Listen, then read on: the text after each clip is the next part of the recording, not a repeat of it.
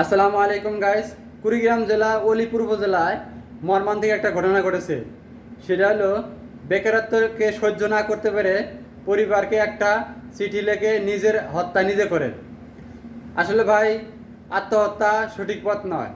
আপনি যদি যে অবস্থানে ছিলেন সেই অবস্থান থেকে আপনি যদি পরিশ্রম করতে পারতেন, বা যদি চাকরি বাকরি বা ছোটো বড়ো ব্যবসা বাণিজ্য করে নিজের পরিবারকে হাল ধরতেন এবং নিজেকে স্বাবলম্বী করার চেষ্টা করতেন, তাহলে হয়তো আপনি এই আত্মহত্যা পথ বেছে নিতে লাগতো না। আত্মহত্যা যে সঠিক সমাধান তাও কিন্তু না।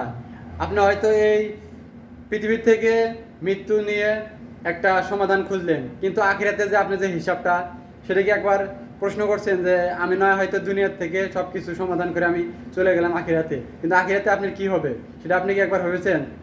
তাই আত্মহত্যা সঠিক পথ নয়।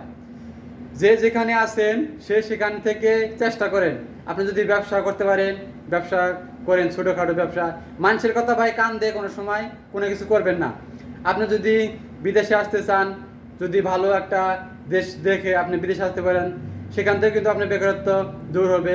আপনি যদি দেশে কোনো ছোটোখাটো চাকরি করতে চান, সেখানে ছোটোখাটো চাকরির থেকে আপনি শুরু করতে পারেন, সেখান থেকে কিন্তু আপনার বেকারত্ব দূর হবে। বেকারত্ব খুব একটা খারাপ জিনিস ভাই। আমি একটা সময় বেকার ছিলাম। সে সময় আমি বুঝছি যে বেকারত্ব আসলে কি জিনিস। আল্লাহ হয়তো আমাকে এই প্রবাস জীবনে আনার পরে মোটামুটি আলহামদুলিল্লাহ এখন একটা ভালো একটা ইনকাম করতেছি এবং পরিবারকে দিয়ে দিছি। মোটামুটি আলহামদুলিল্লাহ আমি এখন ভালো একটা পজিশনে আছি। তারপরও বেকারত্ব কিন্তু সমাধান না। বেকারত্ব কিন্তু বাংলাদেশ হয়তো সরকার সেভাবে বেকারত্ব সমাধান করতে পারতেছে না। তারপরও অনেকে মানুষ কিন্তু তারা চেষ্টা করতেছে, কষ্ট করতেছে, তারা সংগ্রাম করতেছে জীবনকে চালিয়ে নেওয়ার জন্য।